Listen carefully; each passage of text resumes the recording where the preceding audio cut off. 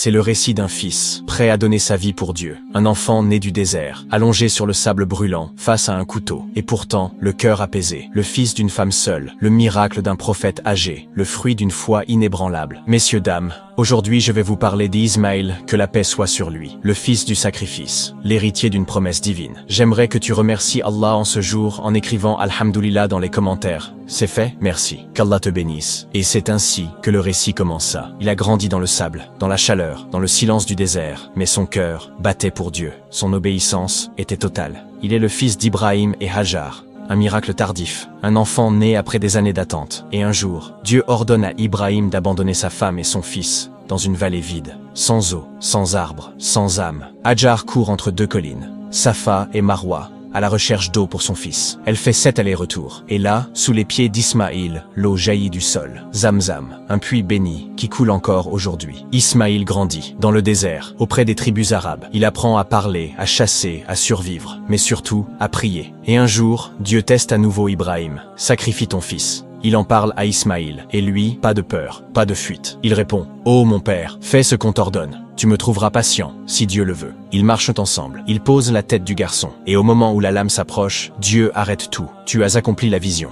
Un bélier est envoyé, le sacrifice est accepté. Et plus tard, avec son père, Ismaïl construit la Kaaba, brique après brique, invocation après invocation. Il devient le gardien du sanctuaire, le père spirituel des Arabes, l'ancêtre du prophète Muhammad. Que la paix et les bénédictions d'Allah soient sur lui. Il a été patient, obéissant, fidèle, et Dieu l'a élevé. Il était véridique dans ses promesses, et c'était un messager, un prophète. Messieurs, dames, ceci marque la fin du récit de Ismaïl, que la paix soit sur lui. Il n'a pas levé la voix, il n'a pas résisté à l'ordre divin, il a juste dit « Je suis prêt ». Et Allah l'a choisi, comme fils du sacrifice, comme bâtisseur de la Kaaba, comme ancêtre du dernier prophète. Que la paix et les bénédictions d'Allah soient sur lui. Partage son histoire, parce qu'aujourd'hui, on fuit l'épreuve.